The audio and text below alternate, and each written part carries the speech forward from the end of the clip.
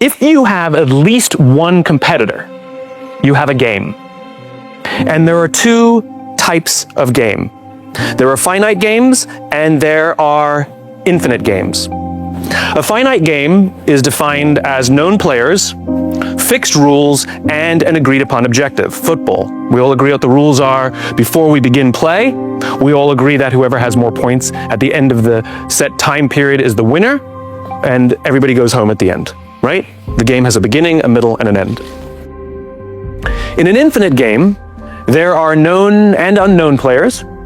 The rules are changeable, and the objective is to perpetuate the game or stay in the game as long as possible. When we pit a finite player versus a finite player, the system is stable. Football is stable. When we pit an infinite player versus an infinite player, the system is also stable. The Cold War was stable because we could not have a winner or a loser. And what ends up happening is the players play until one drops out because they lack the resources or the will to continue to play. They run out of the will and resources. The game continues with them or without them. The player just leaves the game, right?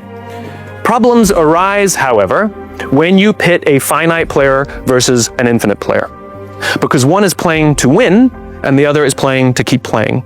And they make profoundly different strategic choices, which ultimately results in the finite player finding themselves in quagmire, running through will and resources trying to win.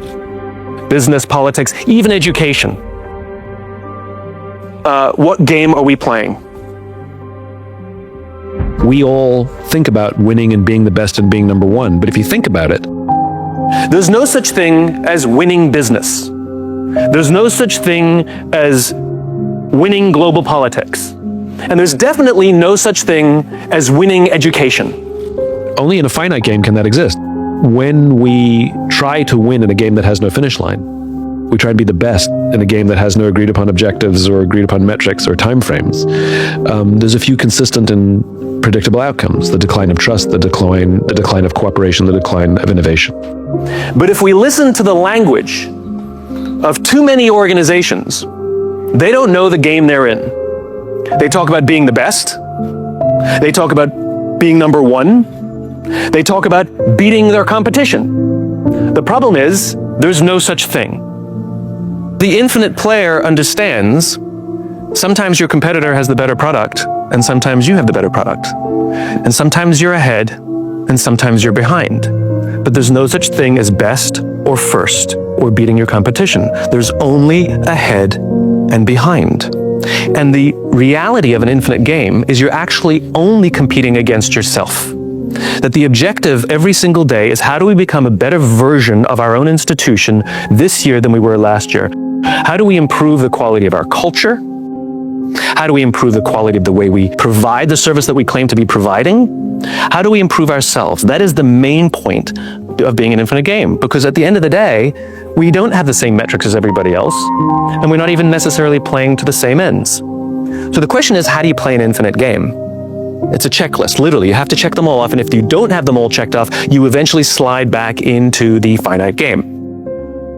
Number one, you have to have a just cause. What is a just cause? So I'll ask you a very simple question. Why does your organization exist? We don't need you. Clearly, there's plenty of competition. Clearly, people have plenty of choices. Even the things that you may specialize in, there are others that do a reasonably good job. They might even be better than you in some areas. So why do you exist? Great organizations understand their just cause, a cause so just that people would be willing to sacrifice to see the advancement of that cause. Sacrifice comes in many forms.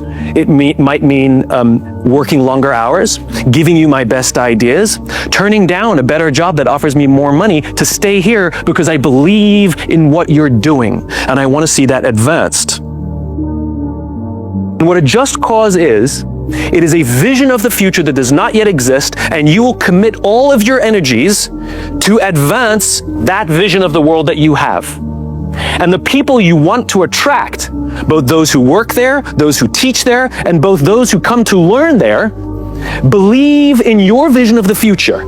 So much so that they may turn down a better offer from someone else because they want to be around people who are committed to building this world that does not yet exist. And every single one of these organizations that you run and represent can have different visions or overlapping visions of the world. But you must be clear what your just cause is, what you stand for. Otherwise, the only thing I have to judge you on is superficial things. It's like dating, right? It's like dating. If somebody tells me what they stand for, who they are, they're talking about their character. And those are the people we want to spend the rest of our lives with. If we do not have any sense of who they are, what they stand for, what their purpose, what their cause, what their beliefs are, what their values are, the only thing we have to judge them on is how much money they make and how good looking they are. We are judging based on superficial things, right? Real important things that will help advance your just cause, but more important, will help advance them as human beings. The people who make choices based on salary alone end up unhappy, end up in broken marriages, and end up doing rather unethical things because they're so driven by the mighty dollar. Why aren't we teaching people? You should teach. I strongly urge you to include things like confrontation, effective confrontation, communication skills. What do you stand for, and will you attract people who believe what you believe? Number 2, courageous leadership. Courageous leaders are the ones who are willing to sacrifice the short term in order to advance the long term. Courageous leaders are the ones who are willing to say no to the money because it's coming from a dirty source, and rather say yes, even though they know they'll have to tighten the belt in the short term because it's the right thing to do. Having a just cause, if we don't actually follow the just cause, if we don't actually make decisions through the lens of the just cause, is just marketing. You actually have to have leadership that desperately, profoundly believes in the cause and will make decisions to advance that cause. They would sooner sacrifice their own personal interests to take care of their people. They would never sacrifice their people to protect their own interests. It's called leadership. It's called leadership. We confuse rank and leadership. Rank has nothing to do with leadership. Leadership is the acceptance of the awesome responsibility to create an environment in which people can work at their natural best. The senior-most people in an organization are not responsible for the results. They are just not, right? It's like talking to hospital administrators, and I say, what's your priority? And they say, my patients. Really? You're not a doctor, and if you are, you haven't talked to a patient in 20 years. Wrong. The responsibility of the senior people in a hospital is to take care of the staff, the doctors, and the nurses. And when they feel taken care of, they will in turn take care of the patients. The responsibility of everyone is to take care of the people who work in the organization.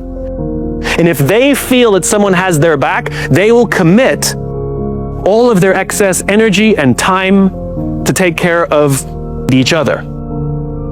If they do not feel that their backs are protected, that someone has their interests in mind, that the organization itself is trying to help them advance as human beings, then they will do exactly what the culture provides them to do, which is they will protect themselves from you. Which then goes to the next point of trusting teams. A trusting team is an environment in which people feel safe to raise their hand and say, I made a mistake. I don't feel qualified to do the job you've asked me to do, and I need more training.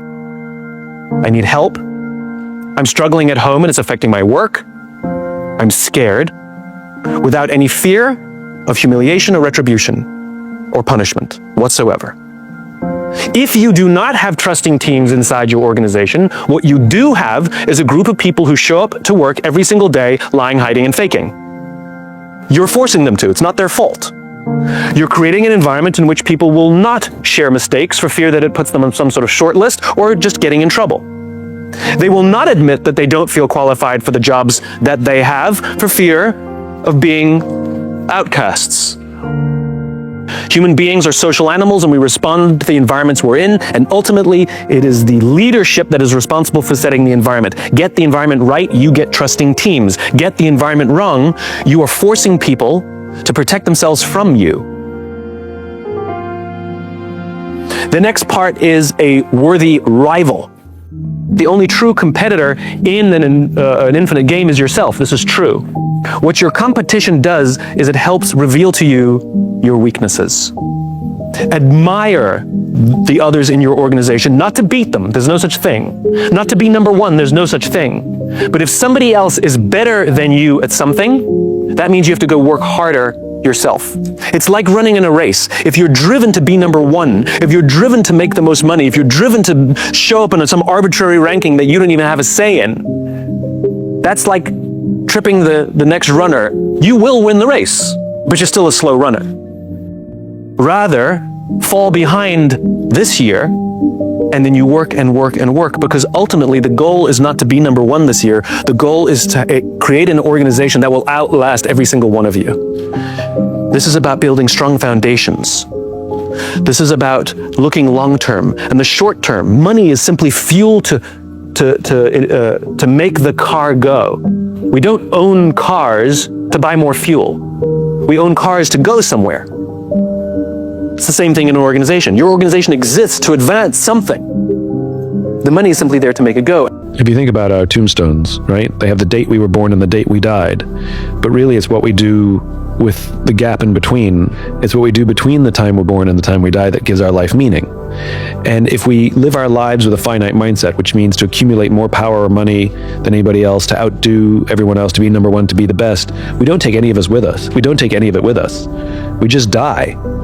The people who get remembered, the way we want to be remembered is what kind of people we were, right? Devoted mother, loving father, what kind of person we were to other people. A finite player who is obsessed with winning, Yes. who leaves behind a legacy of short-term gains for a few and distress for many. Do we want to write on your tombstone how much money you helped raise? Top fundraiser, right?